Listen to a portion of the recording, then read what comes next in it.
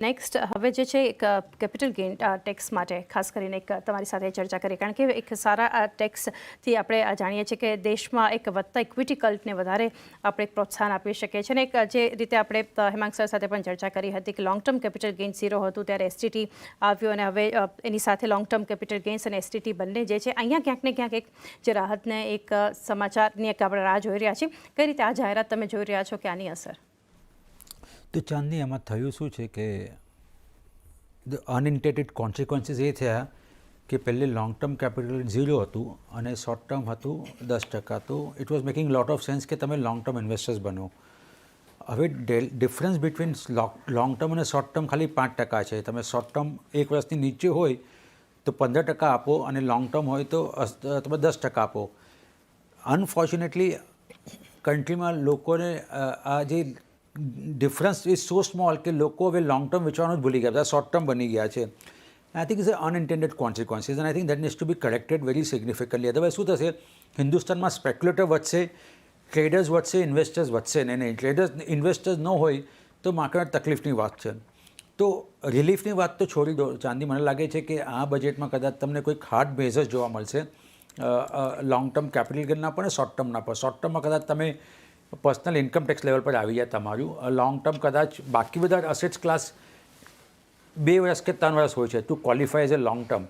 Equity the only assets class which qualifies for 1 year. Most probably એવું થશે કે કદાચ તમને એ પણ તમે કદાચ 2 કે 3 વર્ષ પર જતા રહેશો. અને ઓફકોર્સ કોસ્ટ ઓફ ઇન્ડેક્સેશન તમને આવશે અને કદાચ એ તમારું લોંગ ટર્મ કેપિટલ ગેઇન કદાચ 20% થઈ જાય. તમે શોર્ટ ટર્મ હોય તો પીઆઈટી પર આપો, that is personal income tax પર આપો તમે, અને લોંગ ટર્મ હોય તો આપો. અને એસટીટી વાત તમારી સાચી છે, જે રીતે કે જ્યારે લોંગ ટર્મ આવ્યો તો એસટીટી 16,000 કરોડનું આપણે ઇન્કમ ફર્સ્ટ 3-4 મંથ્સમાં જોઈ લીધી. 30,000 કરોડનું for the full year budget estimate હતું. જ્યારે ઇન્ટ્રીમ બજેટ આવ્યું હતું ત્યારે એસટીટીનું જે એક્સપેક્ટેશન હતું 30,000 કરોડ હતું. એની સામે પહેલાં 3 મહિનામાં આપણે 16,000 કરોડ જમા કરી નાખ્યા ગવર્મેન્ટ એસટીટીમાં. એ સબસ્ટેન્શિયલ ગ્રોથ છે. તો ગવર્મેન્ટનું જે એક્સપેક્ટેશન તેનાથી વધારે માર્કેટ વધારે પડતું એક્ટિવ થઈ ગયું છે.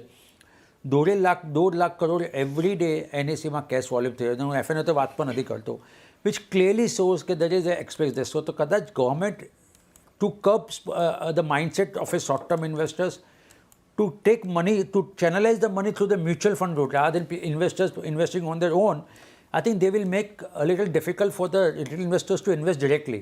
જો તમે શોર્ટ ટર્મ કેપિટલ ઇન પીઆઈટી પકડી નાખો, જ્યારે મ્યુચ્યુઅલ ફંડ તમને ટેક્સ ફ્રી છે એમાં, રાઈટ, ને એ લોકોને કોઈ ટેક્સ આપવો પડતો નથી જ્યારે એ લોકો લેવેજ કરે છે.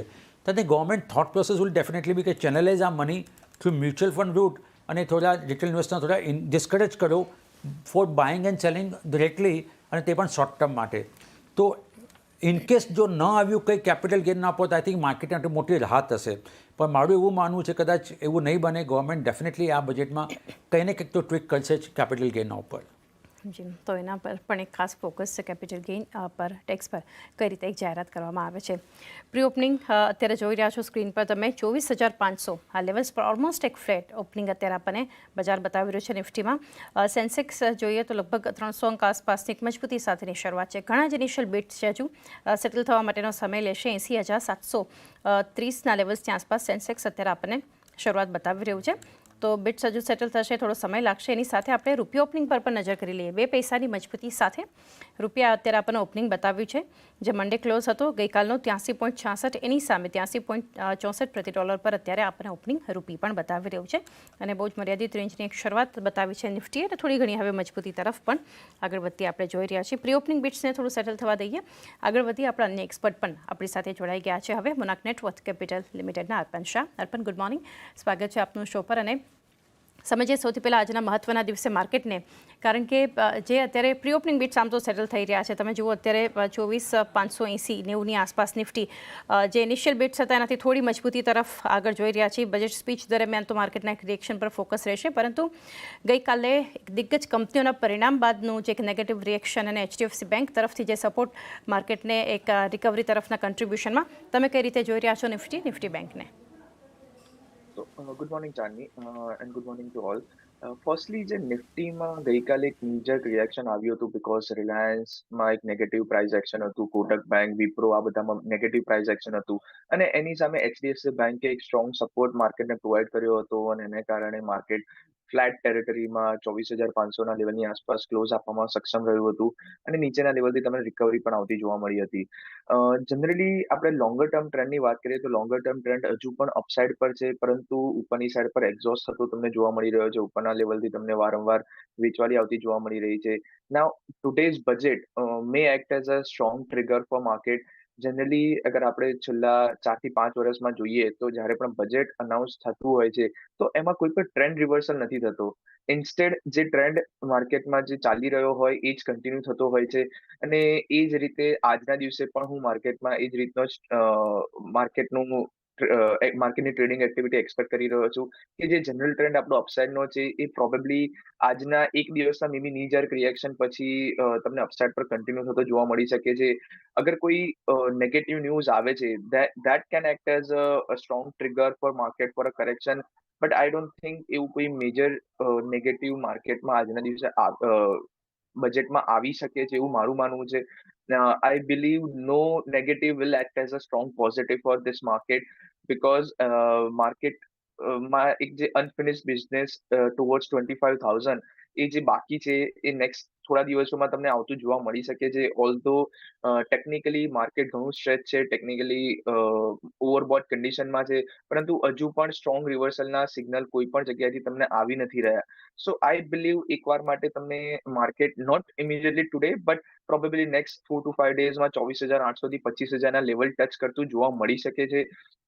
બટ આજના દિવસે બીકોઝ ઓફ બજેટ કોઈ પણ ટ્રિગર અગર આવે છે, કોઈ પણ ન્યૂઝને માર્કેટ નેગેટિવ ઓર પોઝિટિવ સાઇડ પર લે છે તો અકોર્ડિંગલી માર્કેટમાં એક નીજક રિએક્શન, એક વોલેટાઇલ મોમેન્ટમ તમે માર્કેટમાં એક્સપેક્ટ કરી શકો છો. નિફ્ટી માટેની જે બ્રોડર રેન્જ જે રહેશે મારા તરફથી 24,350 થી 24,850, આ 500 પોઈન્ટની એક બ્રોડર રેન્જ રહેશે આજના દિવસે. આ રેન્જમાં તમને એક વોલેટાઇલ મોમેન્ટમ તમને નિફ્ટીમાં આવતું જોવા મળી શકે છે અને બેંક નિફ્ટી છેલ્લા ઘણા દિવસોથી 51,800 થી 52,800ના 1000 પોઈન્ટની રેન્જમાં કોન્સોલિડેટ કરી રહ્યું છે. Despite Nifty making new highs, bank Nifty એ ઉપરના લેવલ પર તમને કોન્સોલિડેટ કરતું જોવા મળી રહ્યું છે. સો મે બી એચડીએફસી બેંક ઓર આઈસીઆઈસીઆઈ બેંકમાં અગર લીડરશિપ પોઝિશન અગર આવે છે તો તમને એક મેજર પ્રાઇસ એક્શન બેંક નિફ્ટીમાં પણ પેન આઉટ થતું જોવા મળી શકે છે. ઓર એલ્સ તમે બેંક નિફ્ટીમાં સાઇડવેઝ 51,800 થી 52,800નું કોન્સોલિડેશન જ આજના દિવસે પણ એક્સપેક્ટ કરી શકો છો. જી, ઓવરવ્યૂ ઓવરઓલ બનતો દેખાડી રહ્યો છે આપણને માર્કેટ માટે. સુનિલજી, એ સાથે એક ફોકસ જે આ સેક્ટર માટે ખાસ કરીને રહેશે ઇન્ફ્રા અને એની સાથે રિયલ એસ્ટેટ, કારણ કે જાણીએ છીએ કે આમાં કોઈ પણ જાહેરાત જે છે એ ઓવરઓલ ઘણા સેગમેન્ટ્સને અસર કરશે જ્યારે ઇન્ફ્રાની વાત આવે છે ત્યારે, કારણ કે ત્યાં પણ એક ખર્ચ વધે એક અનુમાન બનતું દેખાડી રહ્યું છે. એટલી અપેક્ષા છે. હાઈવે સેક્ટર માટે 10 થી 15% વધુ ફાળવણી થાય, 15,000 કિલોમીટર હાઈવે બનાવવાની જાહેરાત પણ શક્ય છે. ઘણી બધી અપેક્ષાઓ તો આપણે રાખીને ચાલી રહ્યા છીએ, ચર્ચા કરીએ છીએ, પરંતુ ઇન્ફ્રા રિયલ એસ્ટેટ કઈ રીતે તમે આની અસર જોઈ રહ્યા છો અને એક એક્સપેક્ટેશન અહીંથી બનતું દેખાડી રહ્યું છે? સો તમારી વાત સાચી છે. મોર દેન 1 લાખ કરોડ જે આરબીઆઈએ જે એક સરપ્રાઇઝ ડિવિડન્ડ આપ્યું છે, આઈ થિંક ગવર્મેન્ટ પાસે ચોઇસ છે. ચોઇસ એ છે કે પોતે ફિસ્કલ ડેફિસિટ ઓછું કરે કે ઇન્ફ્રા પર વધારે સ્પેન્ડ કરે. અને મારું એવું માનવું છે કે કદાચ ગવર્મેન્ટ ઇન્ફ્રા પર વધારે પડતું સ્પેન્ડ કરશે. 11 લાખ કરોડ આપણે ઇન્ટરિમ બજેટમાં જોયું હતું ઇન્ફ્રા સ્પેન્ડિંગના પર કર્યું હતું. આઈ think that might further increase. 11.11 lakh હતું, કદાચ 11.5 લાખ કરોડ પણ કદાચ ગવર્મેન્ટ કરે તો મને સરપ્રાઇઝ ન થાય. અને I think within infra, so there are two things. ચાંદની તમે જોશો તો the number of highways being constructed, number of roads, kilometers highways being constructed, I think the pace has been coming off in last couple of years. જે રીતે જે થવું જોઈએ થયું નહોતું. Execution has been little challenge. And I think government, instead of allocating more, I think should focus more on the execution of the project. Something similar is happening on the railway side also. Budget હોય છે પણ award tender થાય છે અને પણ execute ન થતા.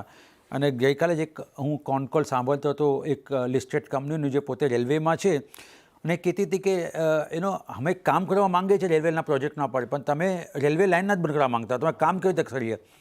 તમે અમને જ્યારે ટેન્ડર આપવામાં આવ્યું હતું ત્યારે કીધું હતું કે 18 કલાક અમે કામ કરી શકતો, તમે 4 કલાક પણ નથી આપતા અમને કામ કરવા માટે.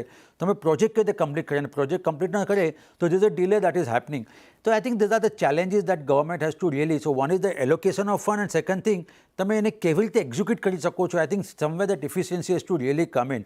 પણ ડેફિનેટલી ઇનફેક્ટ મોટો ફોકસ રહેશે. તો I think government, I will not be surprise કદાચ આપણે જો ટોટલ એલોકેશન 11.5 લાખ કરોડ આપણે આ બજેટમાં જોઈએ ઓનલી ઓન ધ ઇન્ફ્રાસ્ટ્રક્ચર. પણ જેવી રીતે આપણે બિગિનિંગ ઓફ ધ શોમાં વાત કરી ચાંદની, ક્યાંને ક્યાંક આપણે જરૂર છે capex has to come from the private sector also, અને I think that enabler has to be there in the budget, તો જ આ કંઈક પોસિબલ થાય. તમે વાત કરી રિયલ એસ્ટેટની, I think real estate is also a function of what is happening in the equity market. એના ઇકોનોમી સર્વેમાં લખ્યું છે કે જે લોકો પૈસા ઇક્વિટીમાં બનાવી રહ્યા છે તે પૈસા પણ થોડા તમે ડાયવર્ટ રિયલ એસ્ટેટમાં કરી રહ્યા છે, અને એનો પણ એક મોટો બેનિફિટ મળી રહ્યો છે. ઘણી જગ્યા પર હું અહીંયા વડલીમાં રહું છું નજદીક આપણા સ્ટુડિયોની, અને 80,000 થી 85,000નો ભાવ પર સ્ક્વેર ફીટ થઈ ગયો છે. Now are this rates sustainable, feasible? અને ઘણી વખત મને થાય છે કે હું જો ફ્લોરિડામાં બીચ ફેસિંગ સ્વિમિંગ પુલવાળું ઘર લો, પોતાનો બંગલો, કદાચ મને એ સસ્તો પડે જ્યાં હું હમણાં ફ્લેટમાં રહું છું તે. તો I think somewhere we need to understand ત્યાં પર્ચેસિંગ પાવર કંઈક આખો અલગ છે યુએસમાં એઝ કમ્પેર ટુ ઇન્ડિયા. તો somewhere there is a need for healthy correction in even the real estate prices. Of course, I'm sounding a little pessimistic, but that's the reality. I think somewhere the things have gone little ahead of the curve, and that needs a correction. So, of course, real estate companies have done extremely well. Last 2 વર્ષમાં સારા એવા પૈસા investors માટે બનાવ્યા છે. From this level, can they make that kind of a money maybe for next 2 years? થોડું doubtful લાગી રહ્યું છે. તો મારો એડવાઇસ કોશિયસ છે. ઇન્ફ્રા પણ I am extremely bullish. Only the government has to do little more on the education side. જી, definitely. એટલે